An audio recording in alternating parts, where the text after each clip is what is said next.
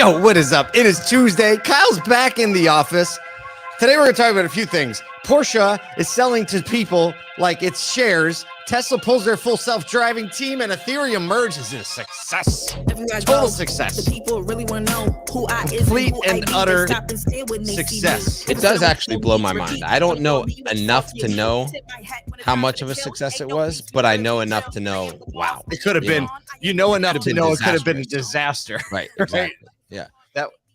Yeah, we'll talk about that in a second. We were going to talk about it yesterday, but other more important things took the Ethereum story out and put it into today. But that's okay. That's okay. Kyle, you spent the day in Atlanta yesterday on the golf course, but if there's a lot more going on than just golf. Well, there was a lot more going on than just golf. There was a lot of fun stuff. I'm going to try and get a couple of the things up on social today, but like Beaver Toyota threw down in typical fashion. Like I said yesterday on the podcast, they brought a long drive guy that on one of the, I think it was like on what's a long drive guy?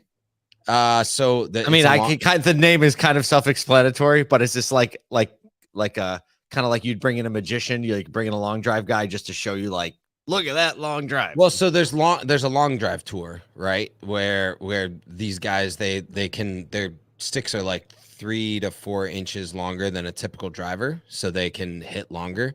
And so they're, they hit drives with these things. They're just, are they like illegal? Right. They would be illegal. Like gotcha. Everything about the club is not PGA Tour certified, so it's long drive. But tour. It loves physics, is what it you're loves saying. Physics. They crush the ball. Like the guys that hit the longest are up in like the 430, 440 range with a driver. It's unbelievable, right? And so but they bring him in, and then he does like all types of trick shots and that type of thing. So there was that, like the Harlem Globetrotters of golf. Exactly. Yes. Okay. Yeah. Gotcha. So that he's out on the course. You got all these. It's a typical golf challenge, but it was incredible. It's the first time they ever did it, and they raised over $100,000 for 2 charities in the Atlanta area and the Forsyth County area. So all going to charities and nonprofits that support kids and mentor kids and give kids access to camps that wouldn't otherwise be able to go to camps because of disabilities or anything like that. So just the heart. Wait, this was the first year they did the golf thing, or the first year they brought in the long drive guy? The golf thing. Yeah. So they had never done it before. And it was like, man, they've got a lady named Cheryl that does all their community stuff there. She was unbelievable. Just had her arms around the whole thing. It was great to see, like a bunch of their automotive partners, and then even their other partners there, and then community members, like their AC company sent a crew, right? And then you got companies like Foundation Direct and Auto Trader and Drive Centric that are their partners coming in and supporting, right? So it was just this massive community build. And I see dealers doing this all over the country with golf tournaments and different fundraisers, but it's really cool when you can see all of these elements of community coming together to support a local nonprofit. It was really fun. So. Just like everything too, like when your boots are on the ground, right? You kind of get the feels, right? And you see the people it benefits, and you see the camaraderie, you see the, you just see all the things that like a news story will never cover. Yes. Right. Exactly. It's like, hey, we raised a bunch of money for some people.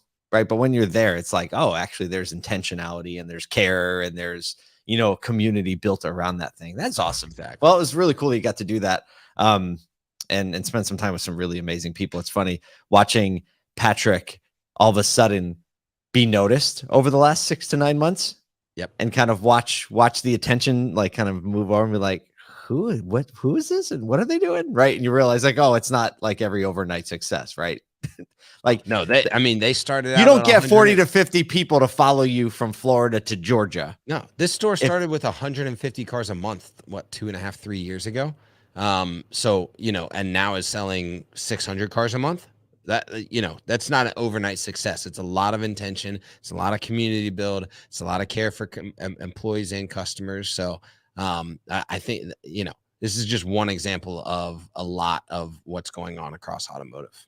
And so you had a little toy that you brought with you, and you sent a text message like, dude, dealer marketing departments have zero excuses now. I did have a toy. Right? It's the new iPhone. And I mean, you and I keep saying this over and over and over. Look But you at can that see, shot. If you're not watching, yeah, you can see the shot right now, but it's like, it's absolutely incredible what just an iPhone is able to with its image stabilization, with the cinematic mode. And it doesn't even do it justice if you're on the stream in what the actual shot looks like. No, if the you sharpness. You sent it to Yeah. me after you took it, and I couldn't believe it. Yeah. So here's the thing: if you have someone on an iPhone, or even some of the new, you know, the Samsung phones, like the level of quality that you get out of a phone these days, if you just have someone with the right eye, with a little bit of creativity, and then some editing skills, like you can get a ton done for your brand and just constantly pump out content. There's literally no excuses. Oh man. Well, there'll be excuses, but there should be none. There should be none. We have an Auto Collabs episode, I believe, dropped this morning. Is it Matt Jones? Yeah. Can we check that? Isaac, check that. Pretty sure I saw that. Check that. Double check. Fact check. Tuesday morning. It's Tuesday morning fact check. I'm pretty sure it's Matt Jones. Matt Jones, Director of Communications at TrueCar. I think that's his title. Fact check me if it's not. We're just going to fact check all day. Great. We got the comment up. An awesome dude. Awesome interview. You have to check it out. Are we streaming it at noon? I should know more about what's going on around here. Absolutely. If we're not streaming it, we're streaming it live at noon on LinkedIn and Facebook. But if you just search Auto Collabs on your favorite podcast platform, it will be there waiting for you at whatever speed you want to listen to. We did that just for you. You can change the speed. It's a feature that's if you want to hear Michael Cirillo at 2x, you can. I want to hear. Well, granted, on the way his voice held up at a ASOTU, you're going to need to listen to it at 2x just to have it sound a little bit more normal. Okay, let's get into some news today. Let's go. I don't know if you've heard this, but Porsche is having an IPO, meaning you can own a little piece of that brand. The demand for the Porsche IPO is outpacing supply. It's a really good problem for them to have, as the cornerstone investors move quickly to scoop up large portions of available shares, who then will probably resell to some retail investors. Now, I spent like 20 minutes this morning trying to understand what the structure was. I was like, who's this? Who's that? I try to break it down as simply as I can so you don't have to spend time. So basically it's this. Volkswagen is the selling entity. They own the brand. They're selling the brand. The public entity, which retail traders can trade, is called Porsche AG. That's the new company that is going to come from Volkswagen selling it. And its shares are going to be split in two ways: ordinary shares and preferred shares. Now, the ordinary shares are actually the better ones, if that makes sense, right? I thought the preferred shares were going, but that took me like 10 minutes to figure out. Like, oh, the ordinary ones are the great ones, and the preferred ones, it's like it's opposite day on Tuesday. So, the ordinary shares carry voting rights. The preferred shares don't. Ordinary shares, basically, the family-owned trusts, the Peach and the Porsche family are going to own 25% plus one share, so that they can actually block and really control the company. So Volkswagen, it's controlling rights, right? Exactly. Yep. And so that's going through, but a bunch of other large investment firms are scooping up all of the preferred shares, which are the less desirable ones, but still they're great. And they're going to, so companies like T. Rowe Price, some sovereign wealth funds of Norway and Abu Dhabi. I was like, this is getting legit. Always right? Abu Dhabi. People, you got to watch out for those Abu Dhabi investors. They always get you. So basically the company's valued at $80 billion with a B. They, between like how much Volkswagen is going to hold on to, how much they're going to sell, they're planning on raising $20 billion in cash from the sale. That's a little bit of money to invest in electrification. I think they're going to be all right. I'm just having a guess. And here's the thing. I'm excited to see what they do with it, because I think that they can,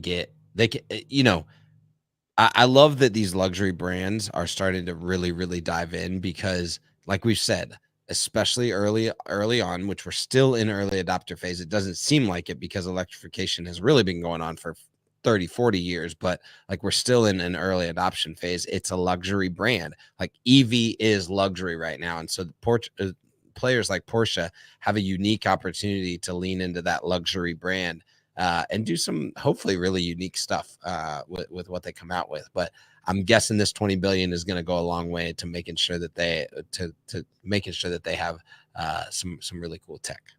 You and I are big fans of brand plays. And get this. This is my favorite part of this whole thing. Of all the stuff going on, my favorite part is this.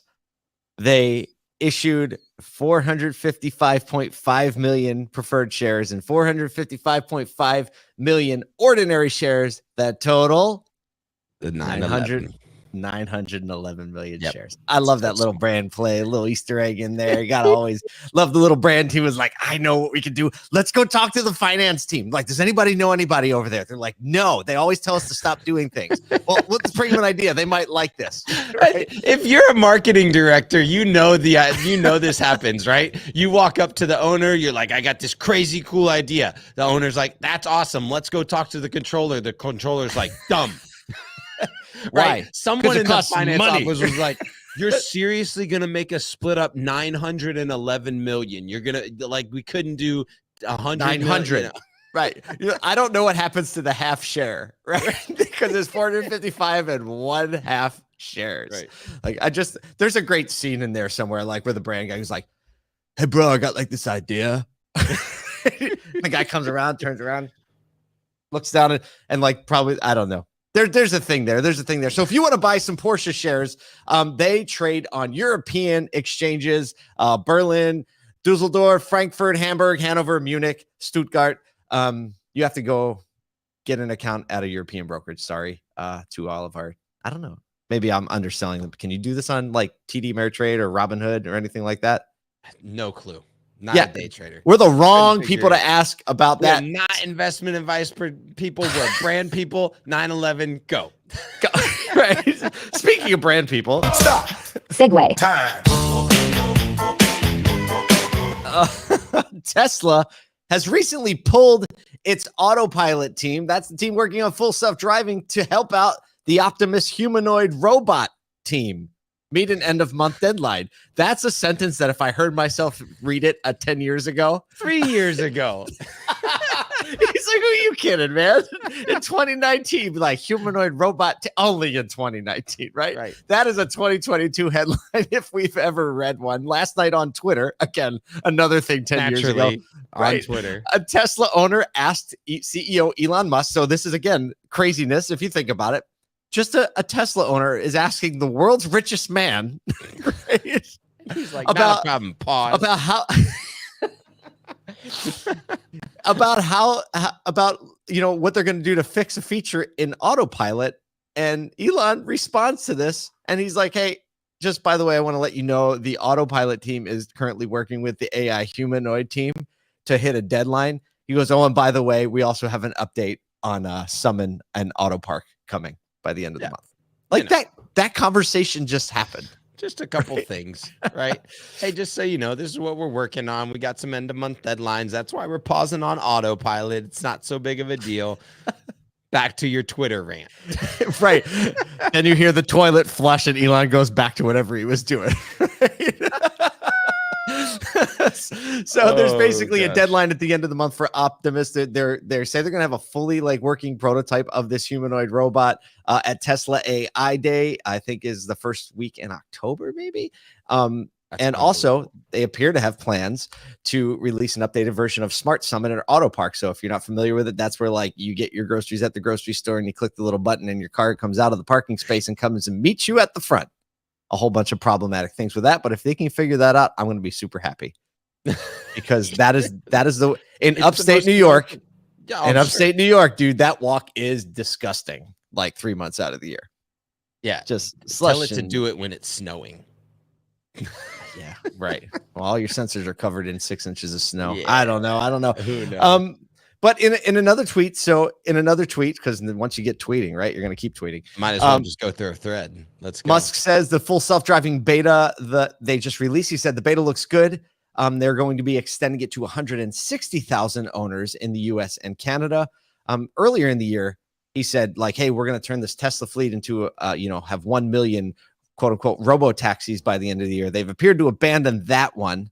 And they're just looking forward to a really healthy beta by the end of the year on full self-driving. So, I mean, whether or not you love it or hate it, Tesla, Musk, whatever that is, all of these things, as anecdotal as we kind of make them, really are moving the bar forward for the industry, for adoption, for just even public comfort around talking about them. That's it's like 90% of it is just. I think that's the biggest thing. It's like, oh, that's a reality. Okay, let's talk about what that looks like for us in daily life, and then for other manufacturers and other technology companies to go, okay, there's the bar moved. Let's either get to that or go past it and continue to iterate on what we have, because we all know this is again back to the early adoption. This is early adoption phase, and we're gonna grow based on like what more the masses adopt, and it's coming quickly. I will say that it's coming a lot quicker than I maybe even anticipated.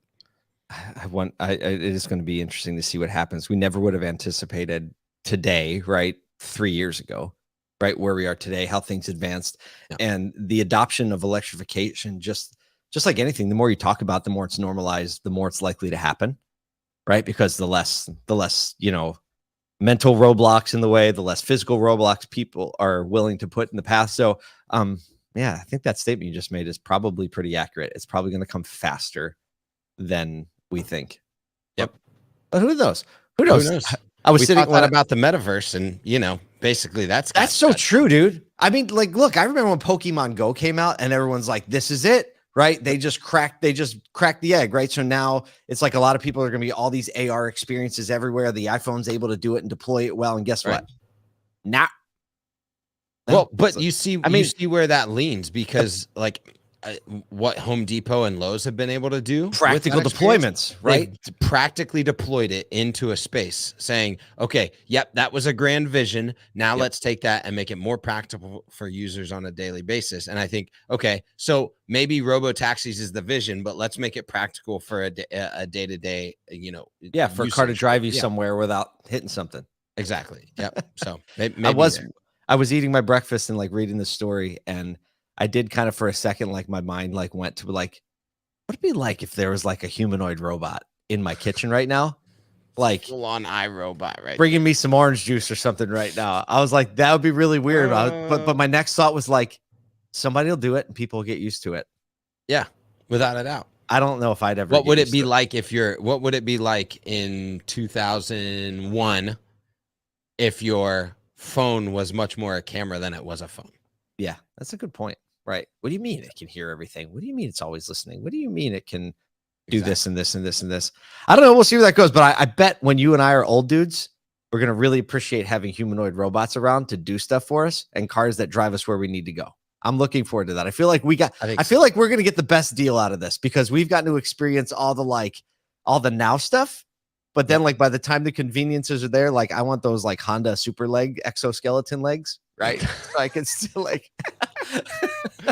Oh, okay. Man. We've gotten sideways. Speaking of the future of transacting. Stop. Segue. To pull out. Sometimes you just need a segue to pull you out of something. Get him out. Get him out. Pull up. This is some kind of Tuesday. I think part of the reason is that you and I have been in this vacuum for the last 4 months of ASOTU Con. So our days I actually told my wife, I said, I feel like today's my first work day again. Right. It's like, oh, there's a meeting, and then there's some intention, and then there's another and then here's some intention, and like it's all kind of broken up, and I feel like I'm walking into a day. No, it's like it's an eerie, awkward feeling, honestly. Yes. Yeah. Because our days were scheduled to the minute, back to back to back to back to back to back for like 4 months. And so now it's like, oh man, like we can do a 20-minute podcast. Like, I don't know when you want to roll the podcast, right? Let's just talk about everybody exoskeleton like robot speed it up to 2x. Yeah, like what are these guys doing? Hey, by the way, if you are still listening, which we doubt at this point, but if you're still listening, check out the LinkedIn page. There's a lot of activity going on, a lot of conversation. That following has grown quite a bit since in the last 30 days. So we have a lot of new people in the community. If you're watching videos, right, interact with the lives, the Auto Collabs lives at noon. We're really just seeing good community flourish on LinkedIn. And that just happens to have become like our center point, which is pretty cool. Yeah, pretty cool. Absolutely. LinkedIn is a good place to be. Good place to be. I was about to try to do another segue. So yesterday we're going to talk about the Ethereum Merge. It's been a while since we talked about cryptocurrency. It's had a bumpy ride. Kyle. It has had. I don't know if you've noticed. I think yesterday even Bitcoin fell below 19. It was holding at like 21, 22 for a long time, and it's fallen below 19K. I haven't looked today whether it's back up or not, but the really cool thing that happened over the weekend was that the Ethereum Merge, so going to The next version of Ethereum did happen. So I think it's called 2.0, right? Ethereum Ethereum. What's it? What is it called? I think it's just called Ethereum. Maybe. I don't know. I think it's still just Ethereum.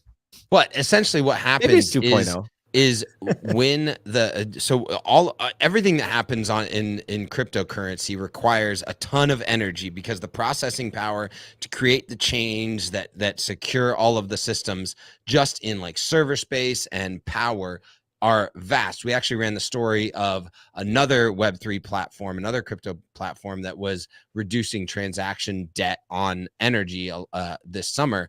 But Ethereum has worked to go to their 2.0 system, which now uses 95.5% less power. It's a lot less. Meaning they are now saving the amount of power equal to the annual consumption of the whole country of New Zealand per transaction. Unbelievable. That's ridiculous. That is unbelievable. Just the complex computations that had to happen in order for that to, I can't even believe like that much power is happening. Hey, now we can charge. Think of how many EVs we can charge with all that. Yep. Well, but you think about what happens over time, and since it's such an early adopted technology, just think about this, right? When a computer was first installed, it was the size of like a whole conference hall. Yeah, and tubes and all that. And now you've got like 1 billion times the computing power in your phone. And so that's just happening with Web3, with cryptocurrencies. And we're just starting to see like early moves to reduce the power consumption and the debt on energy, it's a great move for cryptocurrency overall. A lot of people perceived that it might actually help Ethereum jump, but it's now hit a 7-week low on Sunday of about $1,200. So didn't help out initially, but I think long run it's a good move.